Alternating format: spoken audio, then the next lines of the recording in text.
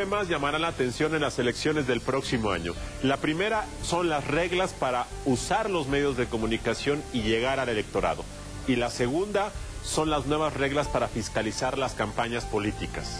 Este 2015 usted verá la publicidad de todos los candidatos de su entidad federativa. Así, por ejemplo, si hay elecciones para presidentes municipales, usted verá la publicidad de todos los candidatos de todos los municipios. Los partidos y los candidatos tendrán que reportar en tiempo real lo que están gastando de manera diaria. Eso fortalecerá la fiscalización del INE. Pamela San Martín es consejera del Instituto Nacional Electoral y está especializada en derechos humanos.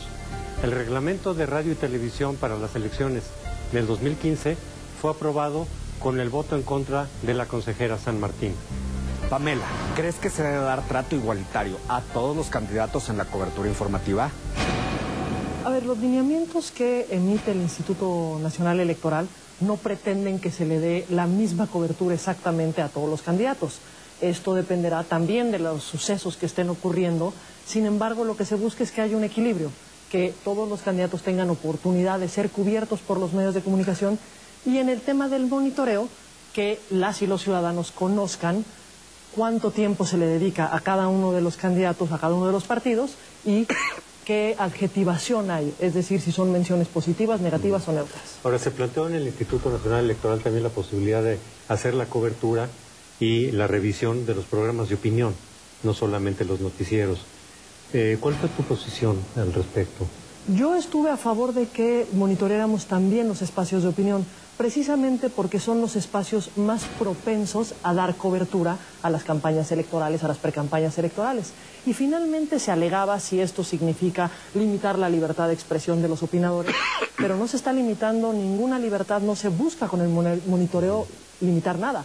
Lo que se busca es que las y los ciudadanos conozcan de qué se habla, cuánto tiempo se habla y en qué sentido se habla. Pero esa posición perdió. Esa posición fue minoritaria. Lo que se incluyó finalmente en el monitoreo fueron los programas, digamos, que difunden mayoritariamente noticias y algunos programas de espectáculo o revista. Yo creo que este monitoreo que ha hecho antes el IFE, hoy el INE, ha sido muy provechoso porque ha generado una tendencia de los medios a ser proporcional y ser parejo en la cobertura. Creo que ha sido muy benéfico. Pero también creo que ahora que ya se va a abrir la competencia en la industria de medios electrónicos con las nuevas licitaciones de cadenas públicas, ¿no crees que de aquí a 10 años debiésemos propugnar por un mercado en donde cada noticiero haga lo que se le pegue la gana, hable a favor o en contra de candidatos de una manera totalmente libre? A ver, me parece que hay una libertad absoluta de que hablen a favor o en contra. Todos los opinadores tienen derecho a tener una opinión y a expresarla. Pero de la misma forma que todos los opinadores o los conductores tienen ese derecho, la ciudadanía tiene derecho a conocer qué es lo que están diciendo, qué es lo que están opinando.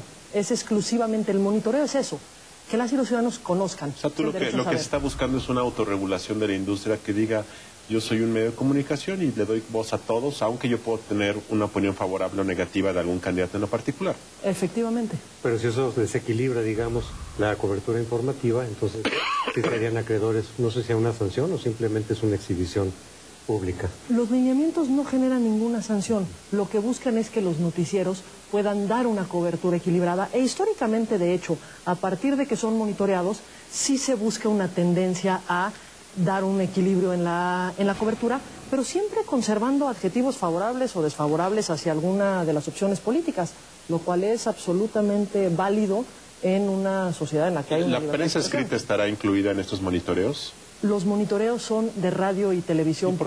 La prensa escrita es donde hay más riesgos actualmente de sesgo en la cobertura, tengo ya la impresión. Son más, han surgido por borbotones, con el incremento de los gastos en publicidad oficial. Eso es muy importante, ¿no les faltó eso? La cosa es que la ley establece que los lineamientos son para radio y televisión y el monitoreo es de radio y televisión.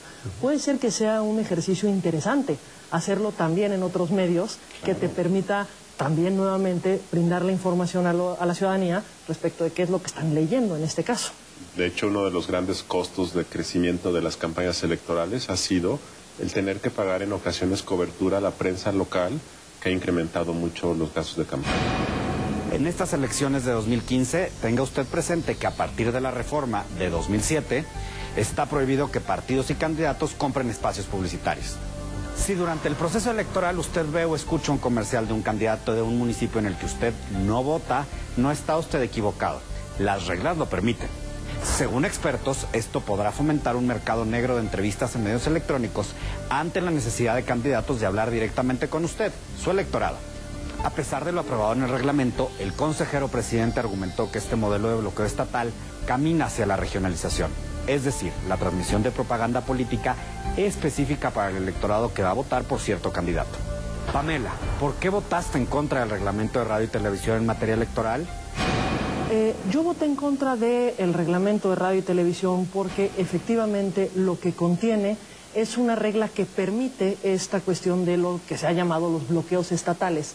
Es decir, que en todas las señales que se transmiten dentro de una entidad, principalmente dentro de las emisoras que se dice que transmiten en red, se transmite exactamente el mismo promocional, lo que no te permite tener información diferenciada respecto de distintos candidatos. ¿Y tú aseguras que sí, tecnológicamente, sí se puede hacer bloqueo regional o distrital? Se puede hacer bloqueo por señal. Por señal. No va a haber un bloqueo por un distrito, Claro. por un municipio, porque las señales pueden llegar más lejos Claro. o menos lejos. Claro. Pero lo que sí se debe existir es un bloqueo por señal.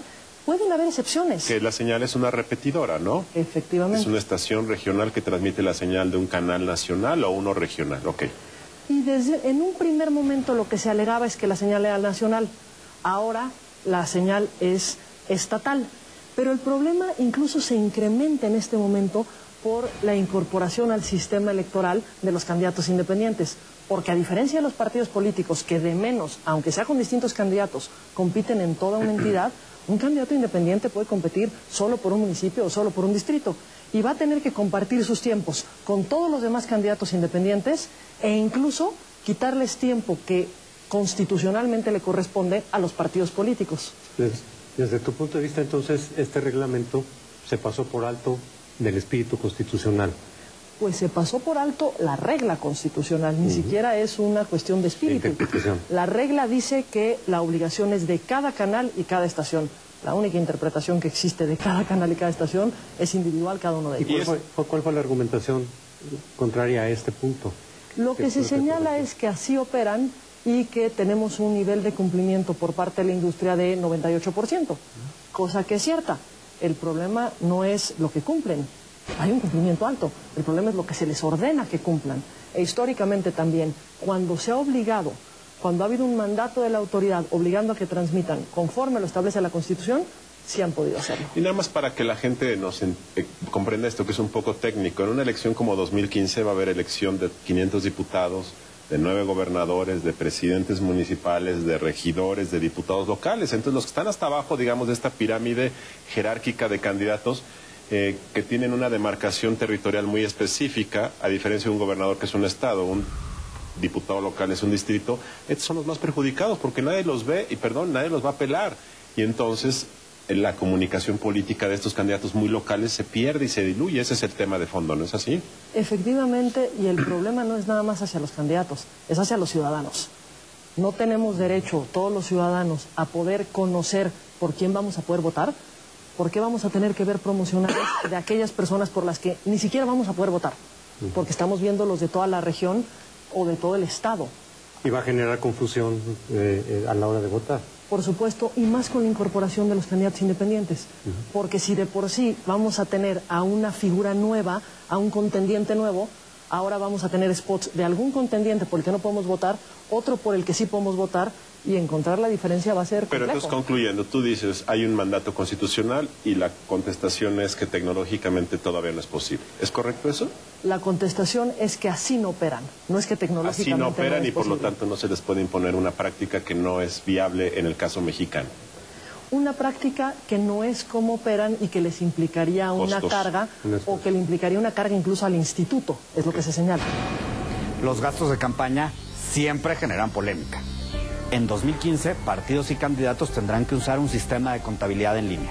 Con el objetivo de aumentar la transparencia y la eficacia en la fiscalización, registrarán en tiempo real todos sus gastos. Con la fiscalización en línea, el INE pasará de revisar 6,000 informes a más de 75,000. ¿Crees realmente que los partidos se portarán bien con este sistema? Los partidos históricamente han buscado mecanismos para eludir las reglas de fiscalización. Sin embargo, al llevar una contabilidad en línea, al llevar una contabilidad a tiempo real, dificultas el hecho de que los partidos puedan buscar mecanismos para no reportar gastos, porque vamos a poder estar revisando esos gastos a tiempo real. 70,000 campañas, ¿cuántas van a revisar? Son aproximadamente 70,000 campañas, porque es para todas las campañas locales y federales. Pamela, por más tecnología y por más voluntad, ¿es posible hacer eso? Es posible hacer eso porque se van a estar cargando, los partidos van a estar cargando toda la información a un sistema, digamos, informático, para que se pueda ir revisando a lo largo de la campaña y para que además se pueda contrastar con otra información que obtenemos, ya sea por información que le pedimos al SAT, a la Comisión Nacional Bancaria y de Valores, a la Unidad de Inteligencia Financiera, por monitoreos que hacemos, etcétera. Pero esta fiscalización va a operar solamente con el dinero que el INE les entrega a los partidos para las campañas, o en realidad podría cubrir también de otras fuentes de La ingresos. fiscalización tiene que verificar todos los ingresos de los partidos políticos, sean por financiamiento público o privado, y todos los gastos de los partidos políticos, precisamente para poder, digamos, transparentar ingreso y gasto. En todo caso, José Antonio, lo que aquí pasa, y el problema no es del INE, es que muchas veces los partidos no reportan todos los gastos que ejercen y todos los ingresos que reciben. Y de hecho, muchos gastos de campaña ni siquiera pasan por el partido. En todo caso, eso es un problema estructural que no depende del INE ni del sistema de fiscalización, pero sí es una limitante para saber qué ocurre en las campañas, ¿no crees? Sin duda, pero existen mecanismos como, por poner un ejemplo, desde el momento que lo hacía el IFE y lo va a hacer ahora el INE, se hacen visitas de verificación, por ejemplo, a actos de campaña. Nos dan un calendario de todas las actividades de campaña que tienen los partidos políticos y los candidatos, y desde el instituto vamos a ver el acto para ver qué gastos hay, a ver si se entregó propaganda, a ver si hay una tarima. Sin embargo, los gastos de movilización y los gastos, las prácticas clientelares y de compra del voto, que se va mucho dinero ahí, pues ahí sí no hay forma de saber qué está pasando ahí, ni el INE sabe dónde ocurren estas prácticas. Hay algunas prácticas que sin duda son mucho más complicadas de fiscalizar. Sin embargo, también tenemos los recursos que son las quejas y los procedimientos, los procedimientos sancionadores que se inician derivado de denuncias que se reciben por este tipo de hechos. Ahora, la idea es de que ustedes sepan exactamente cuánto está gastando el partido y si se está acercando al tope de campañas, de tal manera que ustedes avisen al partido, oye, estás llegando al tope, ya llegaste al tope. Es parte de la idea de esto. El propio sistema va a tener un conjunto de alertas que van a permitir al partido y a los candidatos saber si se están acercando al tope, si ya están rebasando el tope, porque recordemos que a partir de la reforma electoral de este año, el rebase de topes de gastos de campaña es una causal de nulidad de la elección. Hasta por 5%, ¿no? Hasta por 5%, y si es una cuestión determinante, es decir, también depende de la diferencia entre primero y segundo lugar. A mí me gusta mucho que se haya fortalecido la fiscalización, Pamela, pero sí creo yo en lo personal que gastos como cuando se paga cobertura, donde no hay factura, cobertura informativa, cuando se le da a un operador de campo, que la mayor parte de las veces ocurre fuera de la luz pública, son gastos muy importantes que no se reportan y que es muy difícil comprobar. Y esa parte no es culpa del INE ni de la ley, es una cosa clientelar que está ocurriendo y que creo que ahí está el tema de fondo para los próximos años. Sin duda son prácticas que tenemos que buscar mecanismos para evitar.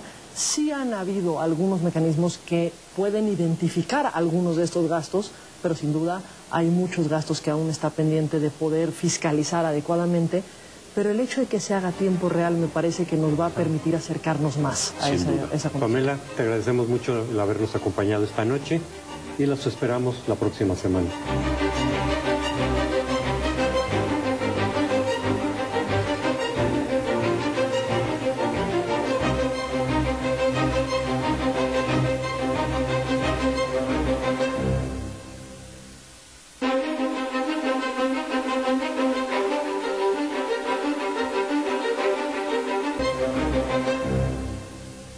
El comité